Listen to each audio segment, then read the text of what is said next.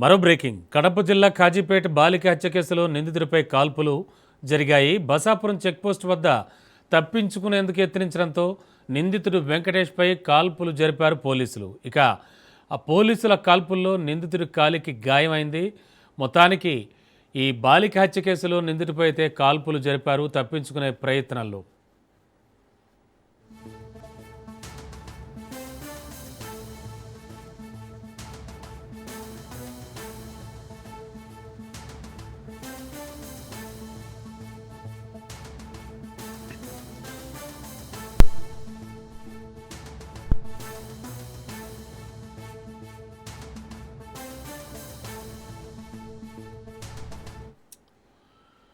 బ్రేకింగ్లో చూస్తున్నాం. కడప జిల్లా కాజీపేట బాలిక హత్య కేసులో కీలక పరిణామం చోటు చేసుకుంది. ఈ కేసులో నిందితుడిగా ఉన్న వెంకటేష్పై పోలీసులు కాల్పులు జరిపారు. ఈరోజు తెల్లవారుజామున బసాపురం చెక్పోస్ట్ సమీపంలో నిందితుడిని పోలీసులు విచారణ నిమిత్తం కేసు రీకన్స్ట్రక్షన్ నిమిత్తం ఘటనా స్థలికి తీసుకెళ్లినట్టుగా తెలుస్తోంది. ఆ టైంలో పోలీసుల నుంచి తప్పించుకునే ప్రయత్నంలో నిందితుడు ఎదురు దాడికి దిగడంతో ఆత్మరక్షణ కోసం పోలీసులు కాల్పులు జరిపారు. ఈ కాల్పుల్లో నిందితుడి కాలికి బుల్లెట్ గాయమైంది. వెంటనే స్పందించిన పోలీసులు అతని చికిత్స కోసం కడప రిమ్స్ ఆసుపత్రికి తరలించారు. ఈ ఘటనతో బసాపురం చెక్పోస్ట్ పరిసరాల్లో భారీగా పోలీసు బందోబస్తు ఏర్పాటు చేశారు. నిందితుడి ఆరోగ్యం పూర్తిగా ప్రస్తుతానికి స్థిరంగా ఉన్నట్టుగానే అధికారులు వెల్లడించారు.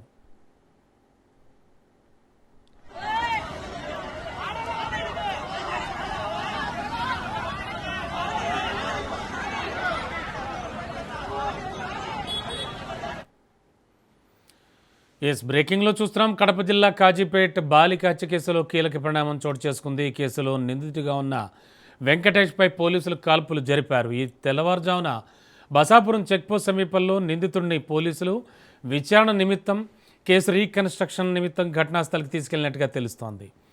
యాక్చువల్గా అక్కడ జరిగింది ఏమిటి, ప్రస్తుతం పరిస్థితి ఏమిటి, మరింత అదనపు సమాచారం అందించడానికి మా కరెస్పాండెంట్ హుసేన్ సిద్ధంగా ఉన్నారు. హుసేన్, యాక్చువల్లీ జరిగింది ఏమిటి? నిందితుడు ప్రాణాపాయ స్థితి నుంచి తప్పించుకున్నాడా?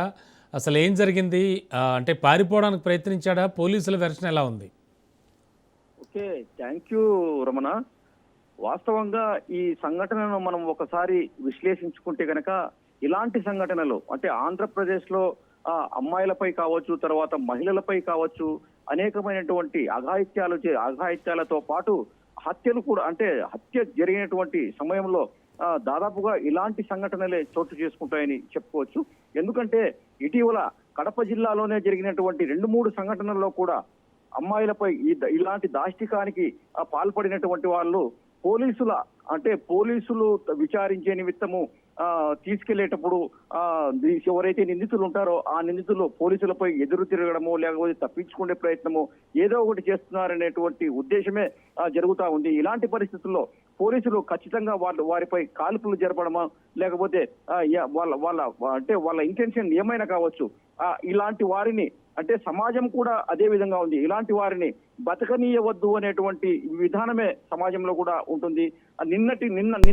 నిన్న కడప జిల్లా కాజీపేట మండలంలో జరిగినటువంటి ఈ పరిణామం జరిగిన వెంటనే వాస్తవానికి ఈ నిందితుడైనటువంటి వెంకటేష్ తెల్లారేసరికి ఎన్కౌంటర్ అవుతాడు అనేటువంటి ఉద్దేశమే అన్ని చోట్ల కూడా వెలుగు చూసింది. అయితే విషయం అక్కడ ఏం జరిగిందో ఏమో కానీ వెంకటేష్ మాత్రము గాయాలతో మాత్రమే బయటపడ్డాడు. ఇప్పుడు పోలీసుల వర్షన్ ఏంటంటే అతన్ని విచారించే నిమిత్తము పోలీస్ స్టేషన్ కు తీసుకెళ్లేటువంటి సమయంలో అక్కడ అంటే బ్రహ్మంగారి మఠం బద్వేలు రూట్ లో ఉన్నటువంటి బ్రహ్మంగారి మఠం మండలం బసాపురం టోల్ గేట్ వద్ద, అంటే వాహనాలు స్లోగా అవుతాయి, టోల్ గేట్ వద్ద వాస్తవంగా కూడా స్లో అవుతాయి. అటువంటి పరిస్థితుల్లో పోలీసులను కాదని, అంటే పోలీసులపై ఎదురు దాడికి దిగి తర్వాత వాళ్ళ నుంచి తప్పించుకునేటువంటి చేసేటువంటి ప్రయత్నంలోనే ఈ పోలీసు కాల్పులు జరిగాయని కూడా తెలుస్తోంది. అయితే ఈ కాల్పుల్లో ఎవరైతే ముద్దాయి అంటే హంతకుడు ఉన్నాడో వెంకటేష్ కి కాలికి తీవ్ర గాయమైనట్టుగా కూడా మనకు సమాచారం ఉంది. అయితే ఈ ఘటనలో పోలీసులు దాదాపు అంటే 4 అతనికి రక్షణ, అతను తప్పించుకోకుండా పోయేటువంటి క్రమంలో అతనికి కాపలాగా పలువురు పోలీసులు కూడా ఉన్నారు. వాళ్లకు కూడా మామూలు సాధారణ గాయాలయ్యాయి. వీళ్ళంతా కూడా మైదుకూరు ప్రభుత్వ ఆసుపత్రిలో చికిత్స పొందుతున్నారు. వాస్తవంగా ఇలాంటి సంఘటనలు కడప జిల్లాలో ఇటీవల కాలంలో దాదాపుగా 2-3 నెలకొన్నాయి. అయితే ఎవరైతే అమ్మాయిలపై అంటే మైనర్ బాలికలపై కావచ్చు, చిన్నారి అంటే 3-4 ఏళ్ల చిన్నారులను రేప్ చేసి దారుణంగా హతమార్చినటువంటి సంఘటనలు కూడా ఉన్నాయి. ఇలాంటి వారికి కూడా ఖచ్చితంగా తెల్లారేసరికి వాళ్ళు శవాలై తేలడం వంటి సంఘటనలు వెలుగు చూశాయి. అదే సందర్భంలో వెంకటేష్ కూడా ఇదే రకమైనటువంటి ప్రాణం పోగొట్టుకునేటువంటి అవకాశం ఉందని కూడా అందరూ ఎక్స్పెక్ట్ చేశారు. అయితే ఇక్కడ జరిగినటువంటి పరిణామాలు అక్కడ ఏం జరిగిందేమో కానీ ఈ వెంకటేష్ పై మాత్రం ఖచ్చితంగా మిస్ఫైర్ అయిందని మనం చెప్పుకోవచ్చు. ఈ సంఘటన వాస్తవంగా నిన్నటి రోజు జరిగినటువంటి ఈ ప్రేమోన్మాది సంఘటన దాదాపుగా పల్లె ప్రాంతాల్లో తీవ్రమైనటువంటి కలకలం సృష్టించింది. ఎక్కడో సిటీస్ లో జరిగేటువంటి ఇలాంటి పరిణామాలు మారుమూల పల్లె ప్రాంతాల్లో కూడా ఈ జరగడము ఒకంత ఆందోళన కలిగించేటువంటి అంశము. ఇదే ఈ కీర్తన అనేటువంటి అమ్మాయి ప్రస్తుతానికి మోడల్ స్కూల్లో సెకండ్ ఇంటర్ చదువుతూ గత కొంతకాలం నుంచి కూడా ఇంట్లోనే ఉంటుంది. అలాగే ఇతను వెంకటేష్ అనేటువంటి వ్యక్తి కూడా అదే ప్రాంతానికి చెందినటువంటి వాడు. ఇద్దరు ఒకటే సామాజిక వర్గానికి చెందిన వారు. గత కొంతకాలంగా వీళ్ళిద్దరూ ప్రేమలో మునిగినట్టు కూడా సమాచారం ఉంది. అయితే బంధుత్వాలు ఒకటైనటువంటి క్రమంలో ఈమె బంధుత్వాలు దగ్గరి బంధుత్వాలు తర్వాత అన్నా చెల్లెళ్ళ వరుస అవుతారనేటువంటి ఉద్దేశంతో వీరిద్దరిని పెద్దలు వారించడం జరిగింది. దీంతో కొంతకాలంగా ఈ ఇద్దరు వేరువేరుగా అంటే విడిపోయి ఉంటున్నారు. అయితే ఇదే వెంకటేష్ కు తెలిసిన సమాచారం ఏంటంటే ఈ అమ్మాయి ఇంకొక వ్యక్తితో ప్రేమలో మునిగిపోయి ఉంది అనేటువంటి సమాచారం పక్కాగా తెలుసుకున్నటువంటి ఇదే వెంకటేష్ ఆ అమ్మాయిని పలుమార్లు కూడా బెదిరించినట్టుగా కూడా మనకు సమాచారం ఉంది. అయితే ఈ క్రమంలో వినకపోవడంతోనే నిన్ను చంపేస్తా అనేటువంటి విషయం కూడా 1-2 సార్లు ఆ అమ్మాయికి హెచ్చరికలు కూడా జారీ చేసినట్టుగా కూడా సమాచారం ఉంది. అయితే ఆ అమ్మాయి వినిపించుకోకపోవడము తర్వాత ఇంకొక రకంగా ఆ అమ్మాయిని బతకనియద్దు అనేటువంటి అంశంతోనే ఖచ్చితంగా అతను డిసైడ్ అయిపోయి వెంకటేష్ నిన్న మధ్యాహ్నము ఇంట్లో ఎవరు లేని సమయంలో ఆ అమ్మాయిని ఇంట్లో ఒక్కటిగా ఉన్నటువంటి ఆ కీర్తనపై పదునైనటువంటి కత్తితో గొంతు కోశాడు.